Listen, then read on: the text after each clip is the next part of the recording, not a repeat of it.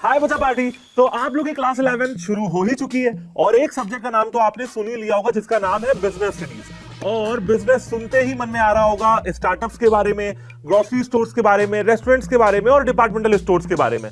और दिमाग में ये भी चल रहा होगा कि आखिर बिजनेस स्टडीज में पढ़ना क्या है और है क्या इस सब्जेक्ट में। क्या यहाँ पे बिजनेस करना सिखाते हैं, बिजनेस कैसे होता है ये सिखाते हैं, आखिर क्या पढ़ाया जाता है इस सब्जेक्ट में हमको और हमको क्या पढ़ना है क्लास 11th में। तो चलिए मैं आपको बताता हूं कि बिजनेस स्टडीज में आपको क्या करना होता है, क्या पढ़ना होता है। तो भाई सबसे पहले बिजनेस स्टडीज का मतलब होता है व्यापार, और व्यापार किया जाता है पैसे कमाने के लिए, यानी कि लाभ कमाने के लिए, यानी कि प्रॉफिट कमाने के लिए। तो अब इस सब्जेक्ट के बारे में थोड़ा बात कर लेते हैं। सबसे पहले तो ये सब्जेक्ट थोड़ा सा बोरिंग है और बहुत ज्यादा इंटरेस्टिंग भी है।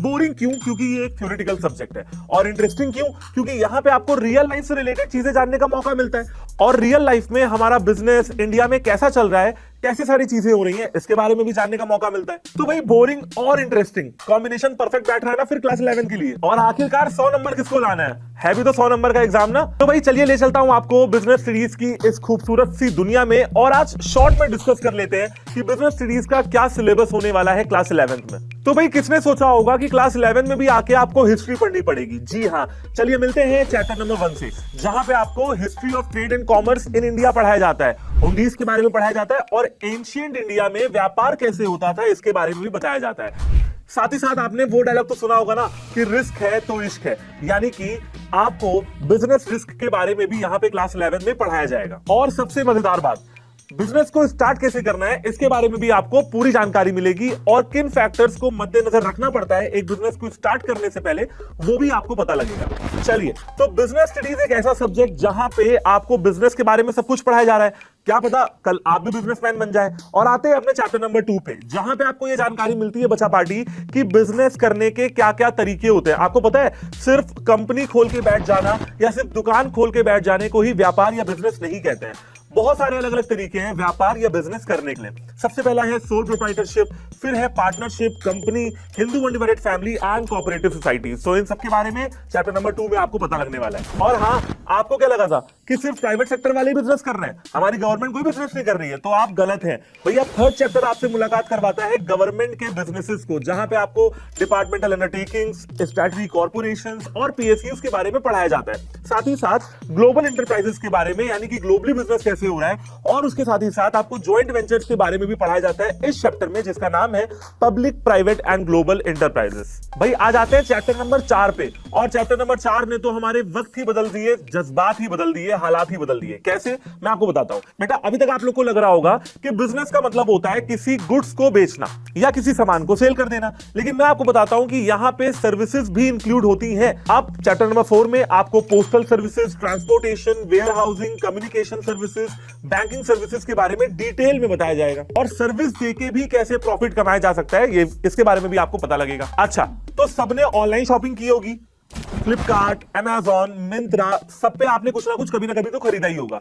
तो 5वां चैप्टर उस दुनिया में ले जाता है जहां पे आपको ई बिजनेस, ऑनलाइन ट्रांजैक्शन, उससे रिलेटेड रिस्क के बारे में डिटेल में बताया जाता है, ताकि आप लोग भी आज ई बिजनेस कैसे हो रहा है उसके बारे में अवेयर हो जाएं और कल को आप भी एक स्टार्टअप खोल सकते हैं और एंटरप्रेन्योर बन सकते हैं। चलिए, तो आते हैं अपने चैप्टर नंबर 6 पे। तो क्या सिर्फ पैसे कमाते रहोगे? सिर्फ पैसे कमाना है? अरे नहीं ना यार, सिर्फ पैसे कमाने से काम कैसे चलेगा भाई। एक बिजनेस को समाज की भलाई के लिए भी कुछ ना कुछ करना पड़ता है, जिसके बारे में हमको चैप्टर नंबर 6 में बताया जाता है कि एक बिजनेसमैन किस प्रकार से समाज की बेहतरी के लिए भी काम कर सकता है। अब यहां पे आपको एनवायरमेंटल प्रोटेक्शन, पॉल्यूशन, इन सब चीजों के बारे में बताया जाएगा। और हाँ, बिजनेस के एथिक्स, यानी कि बिजनेस करने का सही कोड ऑफ कंडक्ट क्या होना चाहिए, इसके बारे में भी हमको पूरी पूरी जानकारी मिलती है। अब जब इतना सब कुछ पढ़ लिया तो मन में एक सवाल जरूर से जरूर आएगा कि सर सोल प्रोप्राइटरशिप हो, कंपनी हो, हिंदू अनडिवाइडेड फैमिली हो या पार्टनरशिप हो, कंपनीज जो इतनी बड़ी बड़ी बन जाती हैं और मल्टीनेशनली वो ट्रेडिंग करती हैं, इनको स्टार्ट कौन करता है और कब करता है और कैसे करता है? तो इस चीज के बारे में आपको बताएगा चैप्टर नंबर 7, जहां पे आप कंपनी के इनकॉर्पोरेशन के बारे में पढ़ेंगे, कैपिटल सब्सक्रिप्शन के बारे में पढ़ेंगे पढ़ेंगे और प्रमोशन के बारे में पढ़ेंगे, और हाँ, प्रमोटर्स का क्या क्या काम होता है इसके बारे में भी आपको जानने का मौका मिलेगा। अब आपके मन में एक सवाल और आ रहा होगा कि यार सर, हमें एक चीज नहीं समझ में आई,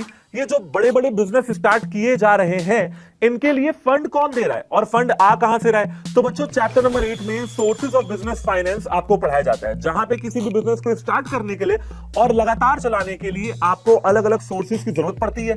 तो वो सोर्सेज, वो पैसे कहां से आएंगे? तो कुल मिला के इस चैप्टर के अंदर आपको पैसे मार्केट से उठाने के अलग अलग सोर्सेज के बारे में भी बताया जाता है। क्या कह रहे हो?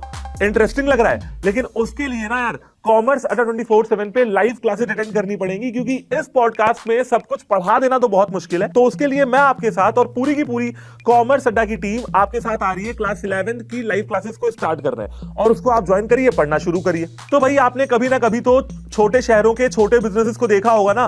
लखनऊ की चिकनकारी की बात कर लो, चाहे बनारस की साड़ियों की बात कर लो, आगरा के पेठे की बात कर लो, कानपुर के लेदर की बात कर लो, और चाहे फिरोजाबाद के बैंगल्स की बात कर लो। आपने ऐसे छोटे छोटे medium and small scale enterprises के बारे में कभी ना कभी तो सुना ही होगा।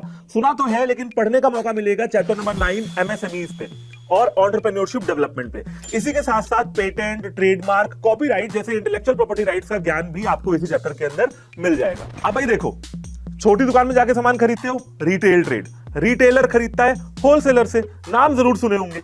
यानी कि ट्रेड करने के भी दो तरीके हैं, एक है इंटरनल ट्रेड, दूसरा है इंटरनेशनल ट्रेड। तो बच्चा पार्टी, चैप्टर नंबर 10 में आपको इंडिया के इंटरनल ट्रेड के बारे में पढ़ाया जाएगा, लेकिन चैप्टर नंबर 11 में आपको इंटरनेशनल ट्रेड के बारे में भी बताया जाएगा कि ये बड़ी बड़ी मल्टीनेशनल कंपनीज कैसे ट्रेड करती हैं। साथ ही साथ एक्सपोर्ट, इंपोर्ट और एक्सपोर्ट इंपोर्ट प्रोसीजर के बारे में भी आपको सब कुछ बताया जाएगा। चलो भाई, तो मेरा काम हो गया, मैंने आपको सब कुछ बता दिया, क्या सिलेबस है, कैसे पढ़ना है, और बिजनेस स्टडीज क्यों बोरिंग और क्यों एक इंटरेस्टिंग टॉपिक है। एक्साइटेड तो हो गए अभी तक? बहुत बढ़िया। तो कॉमर्स अड्डा 24/7 पे क्लासेस शुरू हो रही हैं आपकी। पूरी की पूरी टीम आपको क्लास 11 की तैयारी बहुत अच्छे से करवाने वाली है। तो जुड़ना ना भूलिए, लाइव आना मत भूलिए, और रेगुलरली क्लास को अटेंड करिए क्लास 11 के डर को खत्म करने के लिए। Thank you very much.